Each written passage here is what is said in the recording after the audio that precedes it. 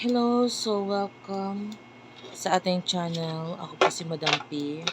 Ito yung reading natin for Earth Sign, Taurus, Virgo, Capricorn. Take only what resonates. Let's start your reading.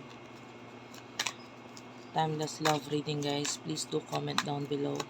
Ma-appreciate ko lahat ng likes, comments, and share. If you want to book a personal reading, Madam P, dyan na lang kayo pumunta, guys. Let's start what we have here for Earth Sign, Taurus, Virgo, and Capricorn.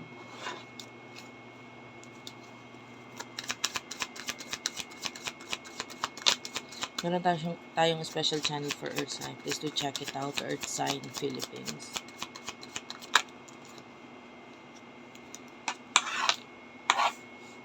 Nine of Cups, the Eight of Swords, Gemini, Libra, Aquarius. Okay, so sa nakita natin dito, I can see a lot of celebration. Eight of Swords. Pero with the Eight of Swords, pwedeng ikaw ito na pwedeng hindi ka makibilang or hindi ka, it's either you don't want to, ayan, or you're stuck in a situation, may kailangan kang tapusin, ayusin. So maybe there's some kind of occasion or happenings na hindi ka makakapunta or hindi mo magagawa because you are stuck to something. Either hindi mo naman kasi feel yung mga bagay na yon, or talagang hindi, although feel mo or gusto mo, may humahad lang or may nagiging dahilan kung bakit hindi ka punta dito. Yung iba pinaplano pa lang, yung iba it could be paparating.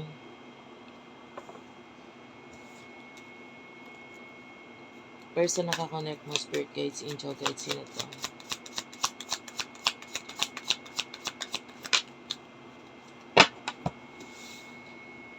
Person nakakonect mo, you do have here the Star and the Ace of Swords, Gemini, Libra, Aquarius.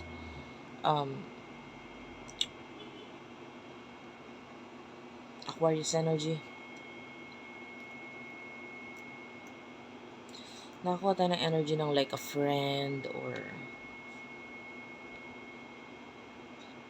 yung iba, this is not love reading, friendly reading yung iba. Or yung iba, hindi siya love related, pero yung iba love related naman. Take only what resonates. Kung nakikita natin, itong person na to, matindi yung paghanga or pagka-admire na ibinibigay niya or pag-admire niya sa'yo. So, I feel like the more na nagiging maganda yung pagtingin sa'yo na itong taong to, the more na bumababa or pumapangit yung tingin niya sa sarili niya.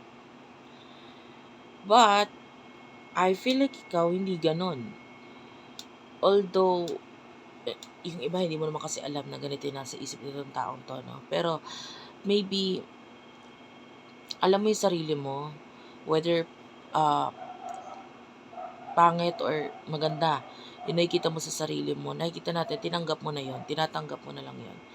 And that this person is like, okay, the more na, alam mo kasi, kahit pangit, if you're confident, I mean not literal na pangit na itsura or what, no?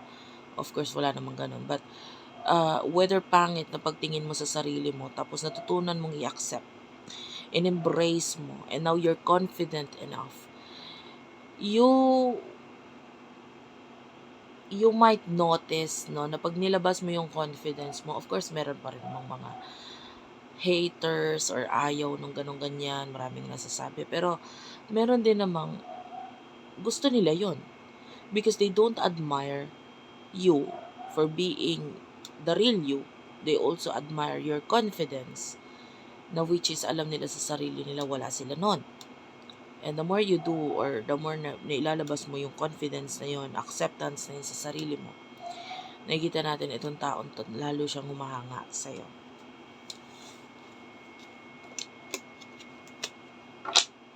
So what is the emotions here?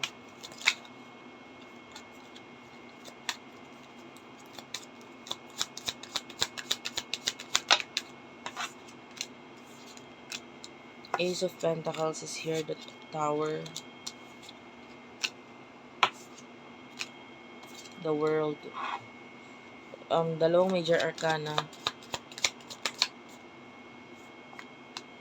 Two of Pentacles, Taurus, Virgo, Capricorn. Bottom of the deck, you do have your King of Pentacles. Okay, so sa nakikita natin dito, emotionally, you're focusing on new beginnings. Yung iba, kung hindi new beginnings, it could be an ending.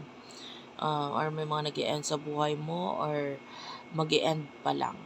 Yung iba, nag-end na.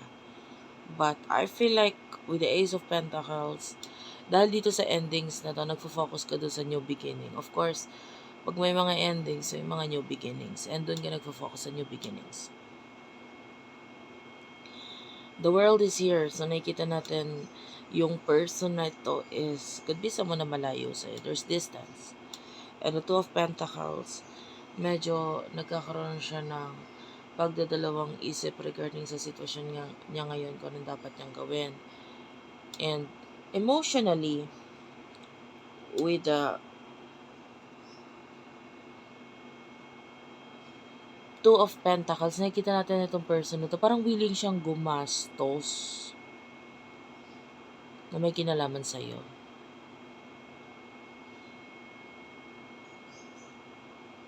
It could be mag-travel, or maybe yung tawag, yung iba sa inyo, lalo na kung may distance, yung pagtawag, pakipag-connect or communicate sa'yo, it needs money or what. Pero nandun yung kagustuhan nitong person na ito, na maggasto siya sa'yo. Parang yun kasi yung love language niya. And yung energy ng idol, parang ganun. Imagine, kasi if you have an idol, di ba nandun yung willing kang bumili or maggasto sa kanila, sa idol mo. Maybe buying their tickets kahit pa sobrang mahal, or maybe buying their merchandise.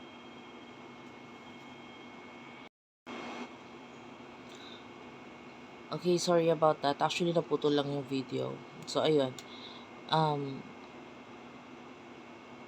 Yung pagbili ng merchandise or something na pagkakagastusan, willing kang gumastos if you do have an idol. And yun yung nakikita natin dito sa person na to.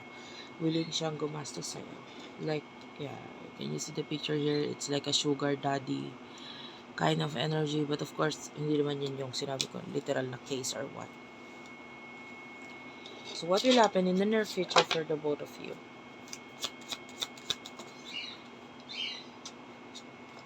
In the near future, you do have here the Nine of Pentacles,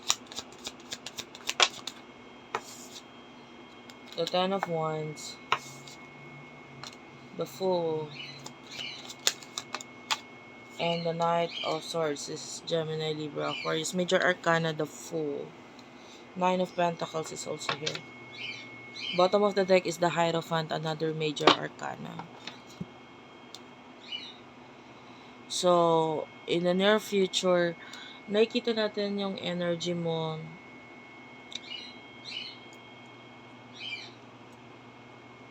I feel like you will definitely shine. Depende sa kung saan ka mag-take ng actions. Mapapansin at mapapansin ka. A lot of people will admire you. Knight of Swords, nakakita tayo dito ng someone is going to take actions. Nakakita tayo ng pagtitake ng risk dito sa taong to. And I feel like with the Nine of Pentacles, basta ano ka to nakakita tayo ng success, victory sa'yo dito. And with the Ten of Wands, some kind of completion. May matatapos sa'yo and you will feel satisfied dito sa mga bagay na matatapos mo. Could be project or I don't know, it feels like this is something naka-proud talaga. So, yeah. The Fool, it feels like there's a person na itatry na magpa-impress sa'yo. But of course, it's up to you kung may impress ka dito sa person na to. May pagka bad boy, bad girl kind of energy And of course, for you, hindi na ito masyadong mag-workout yung ganun. Parang hindi na ito yung, maybe in the past, may posibilidad pa sa'yo na ma-attract sa ganitong klaseng energy. But now, medyo naging, malaki na kasi pinagbago mo, yung iba naging sophisticated, naging classic, very elegant. And medyo nabago na yung pagkagusto mo or yung pananaw mo sa kung ano talaga yung mga na-appreciate mo na bagay and mga tao ngayon, especially nagkaroon ka ng, sabihin na natin, class. Okay, so thank you for watching, guys. I love you all and bye-bye.